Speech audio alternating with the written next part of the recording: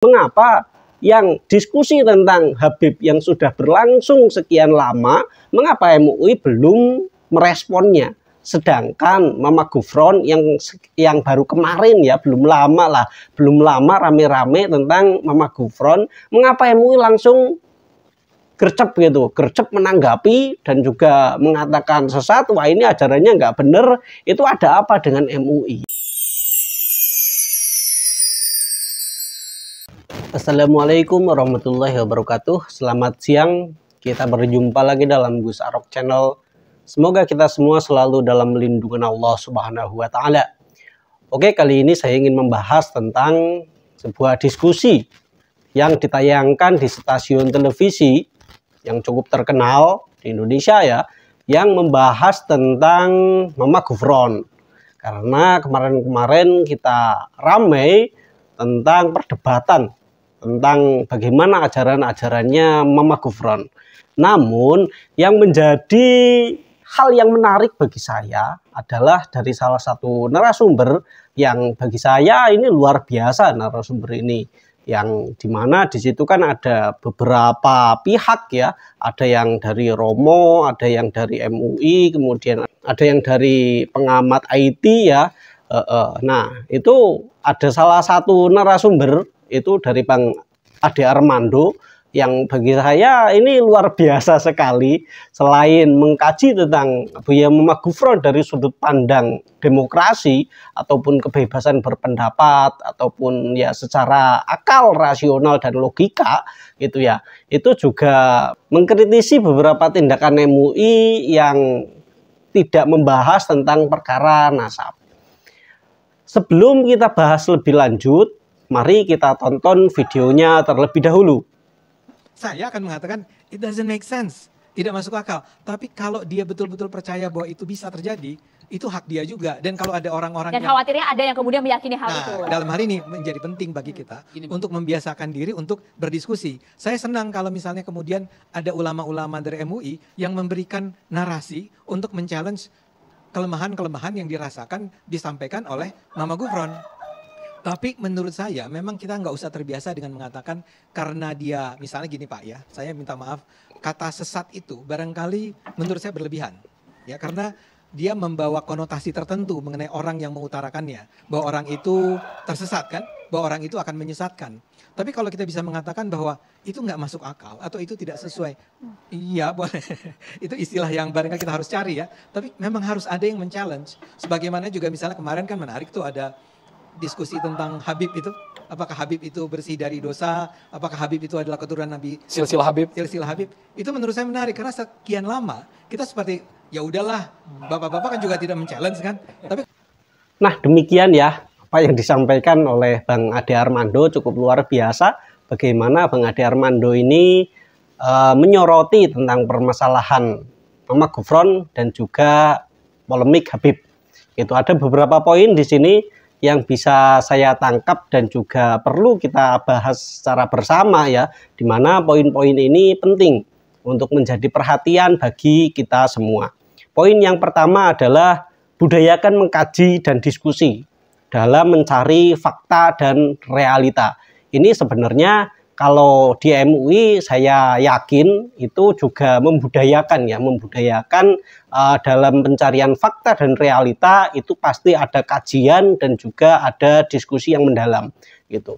Namun yang menjadi persoalan ketika kita berbicara tentang kasus Buya Mama Gufron yang kemarin itu seolah-olah memang MUI yang menjadi narasumber pada waktu itu belum melakukan kajian dan juga diskusi secara mendalam, itu hanya sekedar perspektif personal seolah-olah perspektif personal yang kemudian disampaikan dengan mengatasnamakan lembaga MUI. Ini cukup disayangkan ya, karena kalau kita berbicara tentang MUI itu kan ada banyak unsur ya, ada banyak unsur baik itu dari Nahdlatul Ulama, kemudian Muhammadiyah, dari Persis, kemudian dari ormas-ormas keislaman yang lain, itu kan ada representasinya. Nah, seharusnya ketika berbicara tentang Mama Gufron itu seharusnya adalah narasumber yang didatangkan itu yang sekiranya itu mendekati tentang kepemahaman tentang siapa itu Mama Gufron dan bagaimana pandangan Mama Gufron. Ya kalau kita berbicara tentang Mama Gufron itu kan basicnya pesantren ya, pesantren tasawuf ya, mursyid thariqah. Kalau didatangkan yang dari ahlinya yang mempelajari tentang tasawuf, yang mempelajari tentang dunia pesantren, ajaran-ajaran Islam, selain syariat juga hakikat, itu kan lebih hidup ya diskusinya. Karena tidak hanya menyoroti dari satu sudut pandang syariat saja gitu. Itu poin yang pertama. Kemudian poin yang kedua, fatwa sesat yang dikeluarkan oleh MUI harus dikaji secara mendalam, komprehensif, dan hati-hati. Karena fatwa MUI memiliki implikasi yang luas. Ini cukup berbahaya sebenarnya ketika MUI itu mengeluarkan fatwa haram kepada sesuatu yang memang belum haram. Ataupun mengeluarkan fatwa sesat kepada sesuatu yang tidak komprehensif. Ini cukup berbahaya. Perbahayanya bukan karena fatwanya itu sendiri, tetapi implikasi yang dihasilkan ketika suatu kelompok sudah dianggap sesat oleh MUI secara lembaga, maka otomatis masyarakat itu banyak yang mempercayai MUI. Ketika masyarakat itu memandang bahwa suatu ajaran ataupun suatu kelompok itu sesat, maka biasanya masyarakat itu ya akan menjauhi dan juga akan mendiskriminasikan. Itu kan berbahaya ya ketika masyarakat sudah mendiskriminasi suatu kelompok, suatu orang ya, sudah dijudge sesat gitu. Itu sudah luar biasa implikasinya. Ini hak-hak kebebasannya sudah tidak dimiliki lagi. Maka label sesat yang dikeluarkan oleh MUI ini harus dikaji secara mendalam, kemudian juga harus komprehensif ya dalam pencarian faktanya seperti apa, kemudian dicari referensinya, dicari sudut pandang yang itu dicari dari berbagai sudut pandang.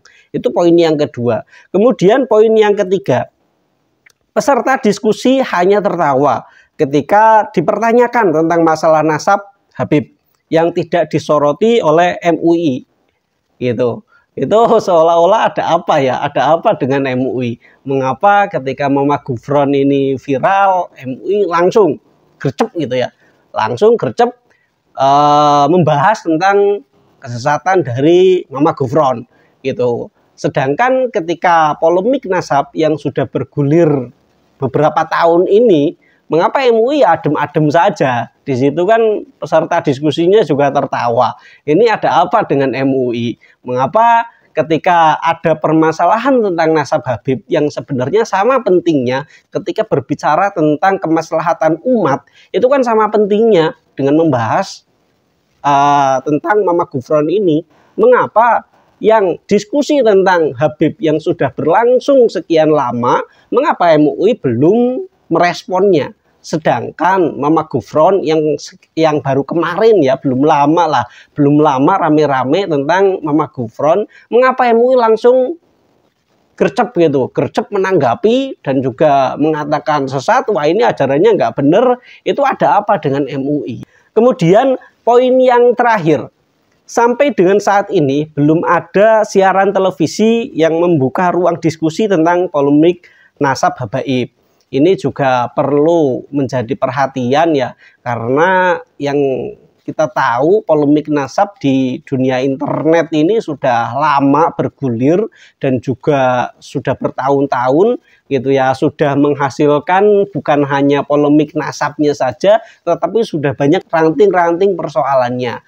Ini yang seharusnya menjadi sorotan bagi kita semua, bahwa perlu siaran televisi itu juga menyoroti tentang polemik nasab ini. Bukan hanya Mama Gufron yang kemarin sempat viral, kemudian langsung dibuka diskusi tentang Mama Gufron. Mengapa tentang nasab habaib itu juga belum dibuka di ruang publik? Seolah diskusi tentang nasab Habib ini seolah bergerak di bawah tanah saja. Mengapa belum sampai mencuat di siaran televisi nasional? Ini perlu menjadi pertanyaan bagi kita semua.